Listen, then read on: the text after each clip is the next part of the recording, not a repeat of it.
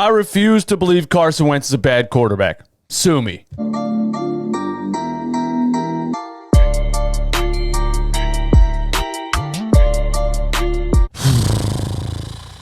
What's up, guys? DJ Ace ready to run it back. Home of the most brutally honest Philly sports takes on YouTube. Some people don't like it, but it's because some people don't like the truth. Hit the like button if you like the truth. Hit the dislike button if you like lying to yourself. Hit the subscribe button if you're brand new. I give you these podcast episodes damn near every day for free. I want my subscription. Hit the notification bell so you know exactly when I post these videos or when I go live. We're about to get the live streams popping and cracking. And if you want to support the channel, click the link in the description. Fire Howie t-shirts available right now. Let's get into this. I refuse to believe Carson Wentz is a bad quarterback. And here's why. The game that he just played against the Dallas Cowboys was easily and by far the worst game of his career. Okay? But I think this is a massive overreaction. We're acting like this guy went out and threw 5 interceptions, did not throw a touchdown, and lost to the worst team in the league. That's what the reactions are to me, okay? It was a bad performance. He still threw 2 touchdown passes, and they won the game. I wasn't happy about it. I'm still not happy about it. That Dallas Cowboys team, this Eagles team, should have blown them out 40-0, all right? It was a bad game.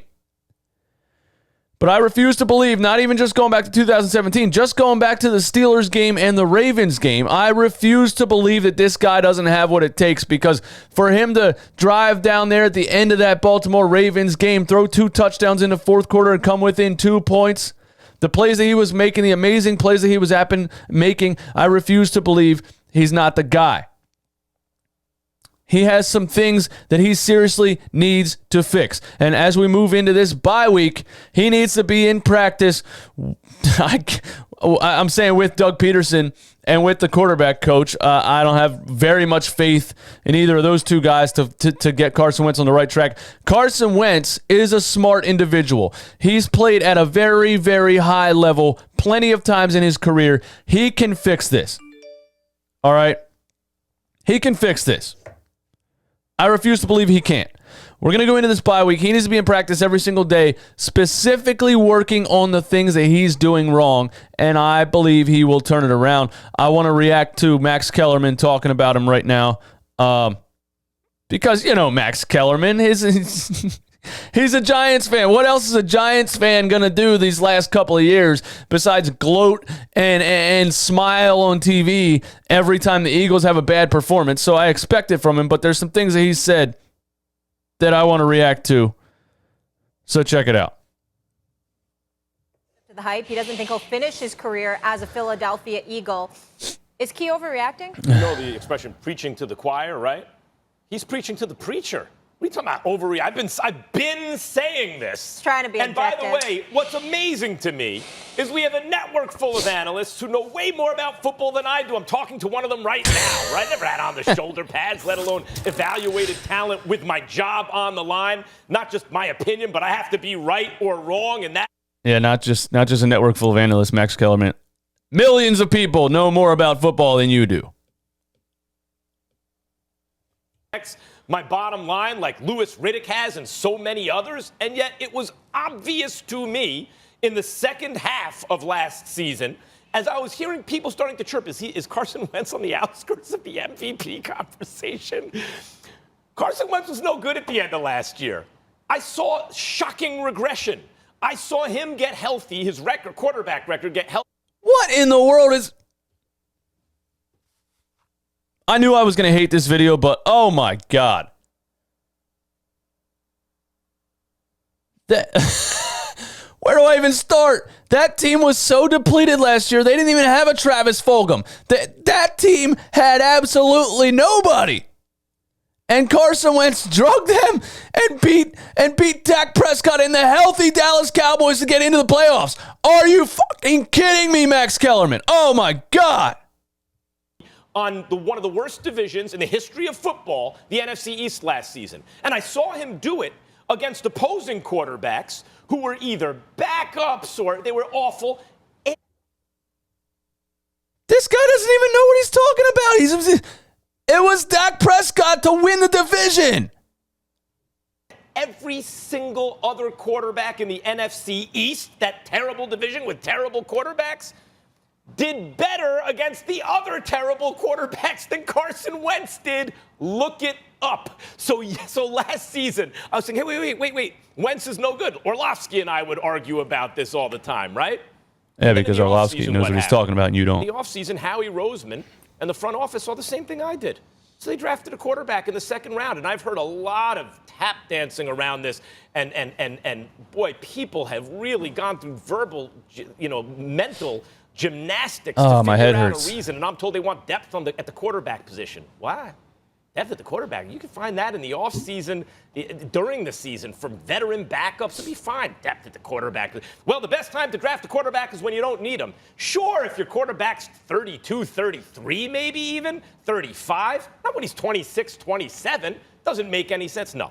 They drafted Hurts instead of packaging the pick and moving up for a better receiver. CeeDee Lamb, who everyone knew was the best receiver in the draft, or they thought the Cowboys got him. They did it because they saw what I saw in Carson Wentz. He makes one Patrick Mahomes level throw. They did it for insurance because Carson Wentz has been injured. He has amazing upside talent. He makes 3 or 4 other good throws, and the rest is questionable decision-making and poor execution. I'm so sick. He has turned the ball over 13 times in Eagles territory. 13. Reading. Look at his eyes. Reading. I mean, if you knew that much about it, you wouldn't be reading. You would just be saying it, right? And I even brought up McNabb. Lewis, I brought up McNabb in the past many times. McNabb had seasons with less to work with than Carson Wentz. And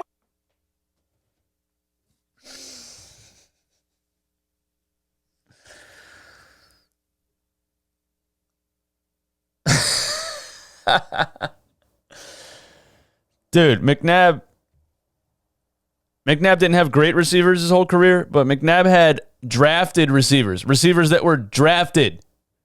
Todd Pinkston and James Thrash were drafted wide receivers. Carson Wentz played 2018 or the end of 2018 with literal practice squad players. Into the playoffs. Look, my suggestion is this at this point for the Eagles. They got to sit him down. If they don't sit Carson Wentz down, making all these irresponsible decisions with the ball, trying to play the hero, really refuse. What makes you think a rookie quarterback is going to come out here and make correct decisions? To run the offense the way Peterson wants. He's not being accountable to the team. And by the way, that once worked with McNabb, too. McNabb once got benched in the middle of the season and then led the Eagles, his team, the Eagles, to the NFC Championship game. Yeah, because, again, he doesn't know the facts. They were on a short week. They were down big at halftime. And Andy Reid said, and he was getting mollywopped by the Baltimore Ravens defense. And Andy Reid said, what is the point of this guy playing the rest of this game that we've clearly already lost? All right. Carson Wentz, Lewis, is not the worst quarterback in football, although his quarterback rating is lower than his opponent in every. I can't take any more of this. All right, so that was Max Kellerman with his hate for Carson Wentz. And listen, Carson Wentz is playing bad. All right, he's had some very lackluster performances. The Cowboys' performance is statistically the worst game of his career.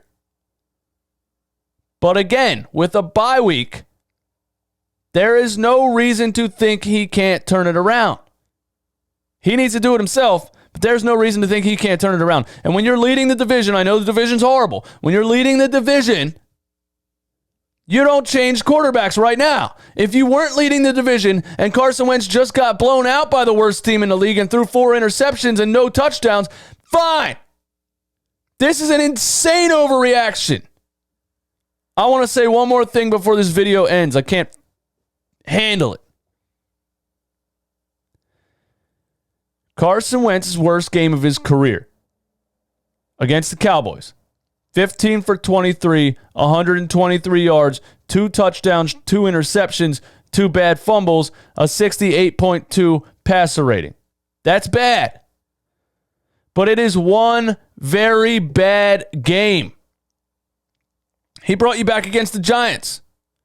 He brought you back at the end of the Baltimore Ravens game. We were looking okay against the Pittsburgh Steelers until Chase Claypool and Nate Gary situation.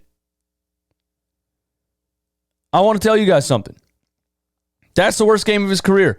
15 to 23, 123 yards, 2 touchdowns, 2 interceptions, 2 fumbles, and a 68.2 passer rating. The worst game of Tom Brady's career. I'm not comparing him to Tom Brady. I'm just using Tom Brady as an example because quarterbacks have really bad games sometimes.